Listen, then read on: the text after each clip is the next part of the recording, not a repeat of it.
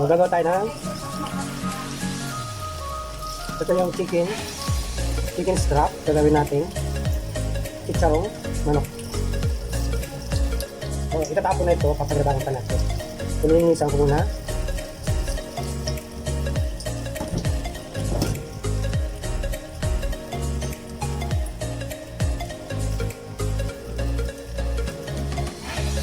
Ang ipit, kaya ipit ng manok.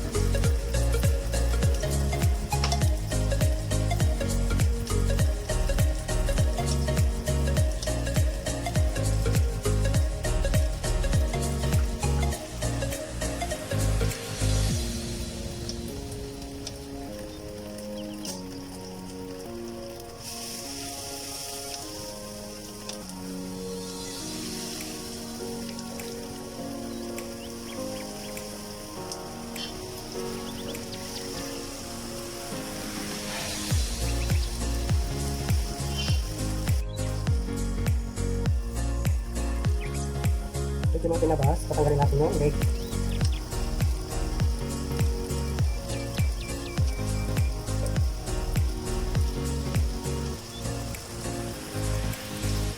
Ito lang kukunin ko.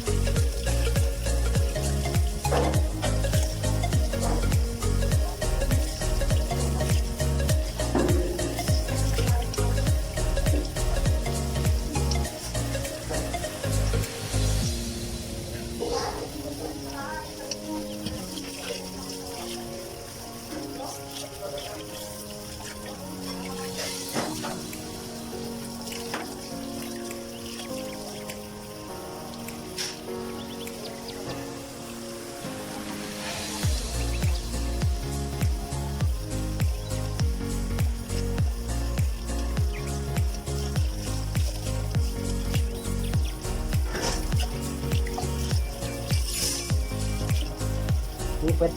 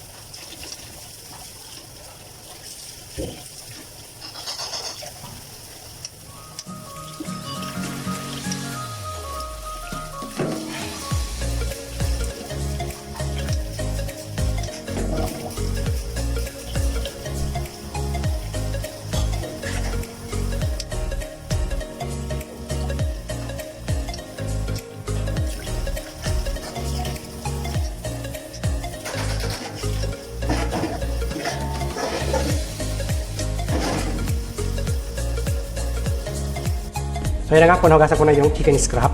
Gagawin natin, pakukuluan natin to. Lalagyan natin ng bawang, paminta. So yan.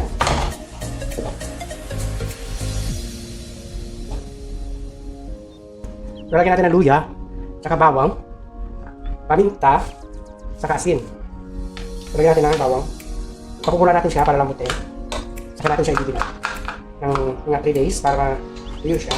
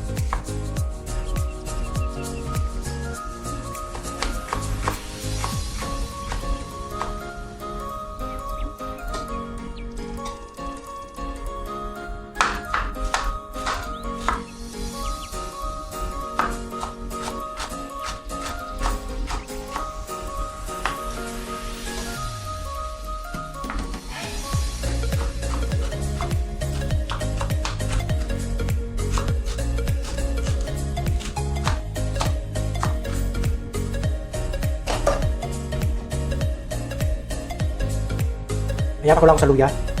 Luya, bawang, at paminta.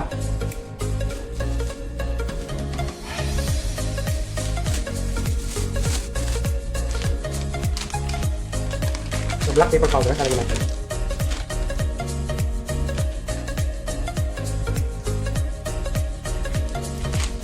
Ayan.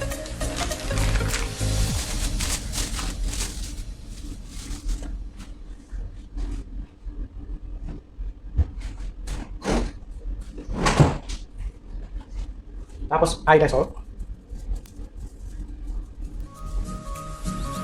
Isang bilang ko, lagyan natin para matanggal yung salt. So, yan. Haluin ko.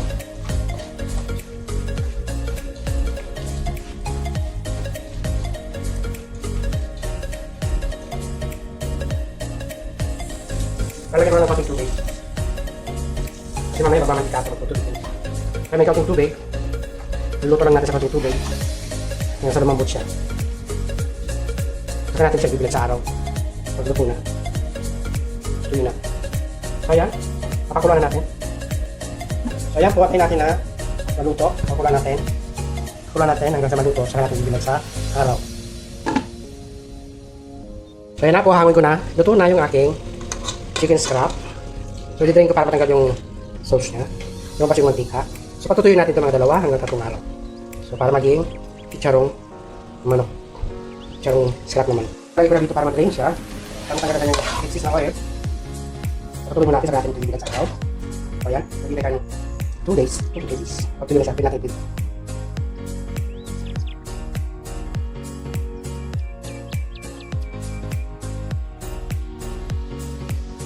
So ayan na po yung aking chicken scrap chicharon. So i-plate ko na po. Ayan, tayo na po ng mantika sa kawali.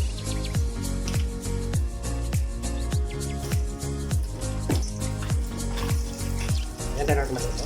Ito na ang aking chicharon manok. Chicken chicharon scrap. Ayan, nakita niya. Napaka-crispy at napakasarap niya. I-tuloy na natin mantika. I-drain natin mga isa. Okay, yan po ang aking chicharon manok. Made from scrap chicken scrap chicharon.